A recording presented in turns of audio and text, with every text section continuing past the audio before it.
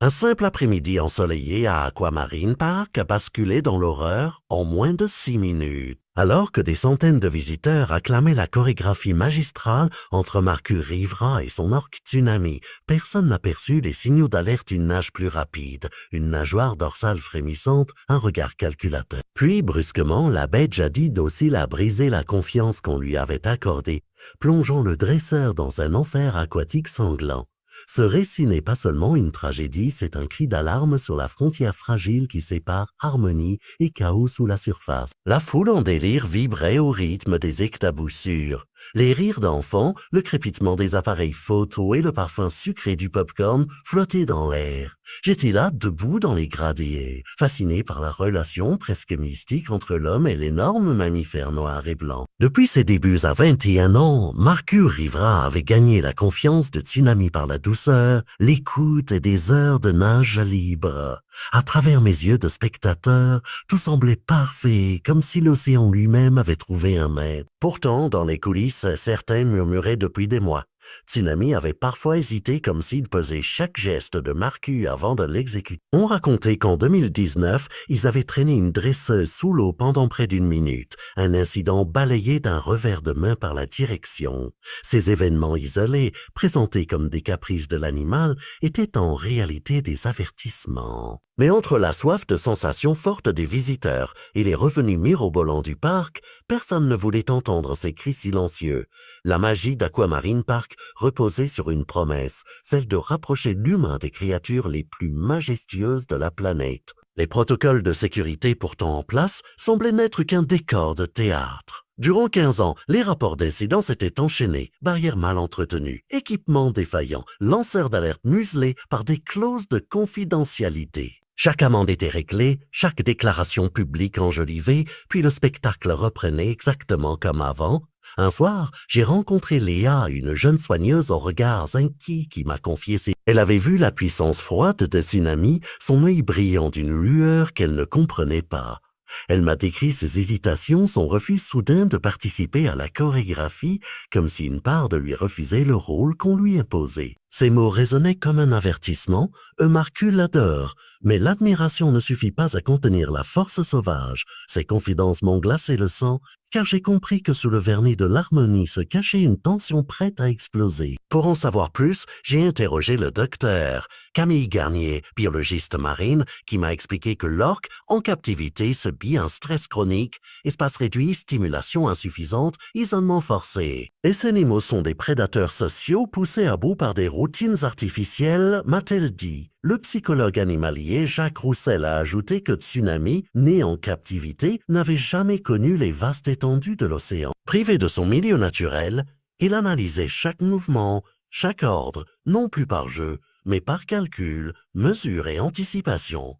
Le jour fatidique du 23 avril, tout avait pourtant commencé comme d'habitude.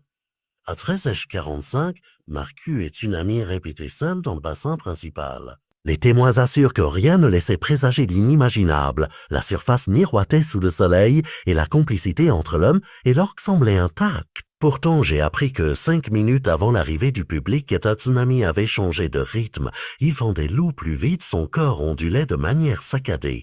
Un détail imperceptible pour la plupart, mais suffisant pour annoncer le drame. À 14h07 précise, la musique a retenti. Le spectacle débutait devant un public plein karaoké. Marcus rayonna, saluait les applaudissements. Tsunami fit surface à ses côtés, poussant un jet d'eau qui éclaboussa les 5 premières rangées. Un tour de maître. Puis Marcus entama la plongée de confiance. Il devait nager côte à côte unis dans un même élan. Tsunami exécuta le premier cercle avec grâce, mais au deuxième, il ralentit, s'éloigna de quelques mètres avant de revenir, nageoire dorsale frémissante, un signe que le dresseur n'a pas remarqué. Alors que la foule retenait son souffle, Tsunami regarda Marcus comme jamais auparavant, non plus un partenaire mais une proie. Le plongeon décisif ne vint pas.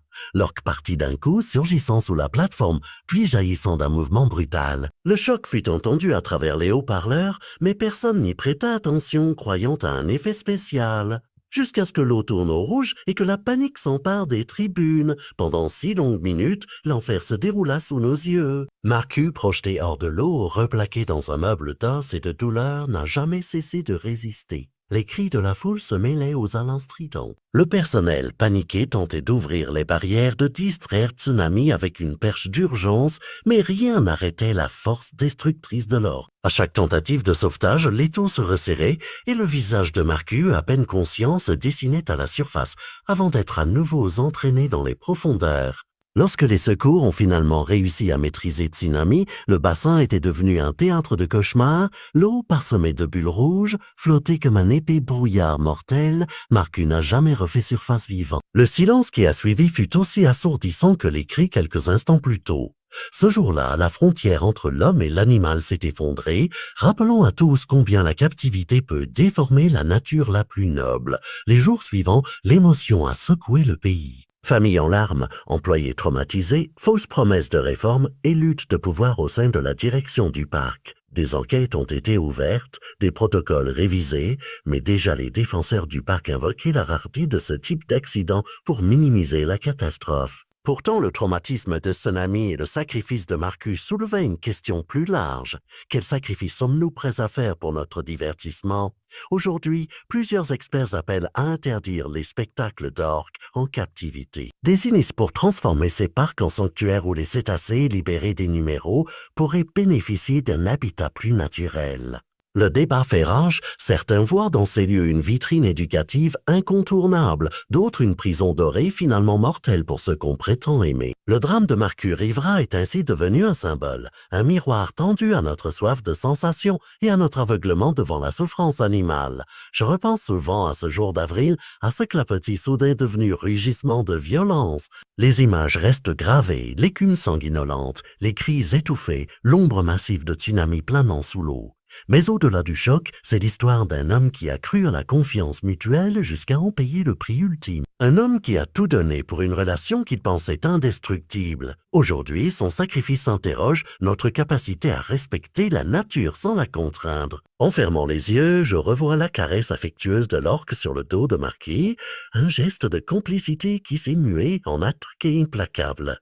Reste-t-il une part d'innocence dans ces gestes, ou sont-ils désormais empreints de la douleur de la captivité? Cette histoire nous rappelle que l'humilité est la seule façon d'approcher la puissance d'une créature sauvage, que la confiance, pour être vraie, doit toujours conserver le respect de l'autre, fût-il un prédateur ancestral. L'écho de ce drame résonne aujourd'hui dans les couloirs des parlements, dans les conférences internationales et dans le cœur des visiteurs qui osent encore croire aux liens uniques entre l'homme et l'océan. Peut-être qu'un jour, Aquamarine Park deviendra un modèle de sanctuaire et non plus de spectacle, un havre où les cétacés vivront libres et protégés, sans devoir exécuter des tours pour une poignée de billets. Mais pour cela, il faudra accepter la leçon de Marcu Rivera et retenir que la nature ne se plie pas sans réagir. Alors, la prochaine fois que vous verrez une baleine ou une orque s'approcher d'un bateau, rappelez-vous cette histoire. Regardez-la non comme une star de cirque, mais comme l'un des gardiens de notre planète, majestueux et imprévisible. Car sous ses yeux perçants se cache une âme ancienne,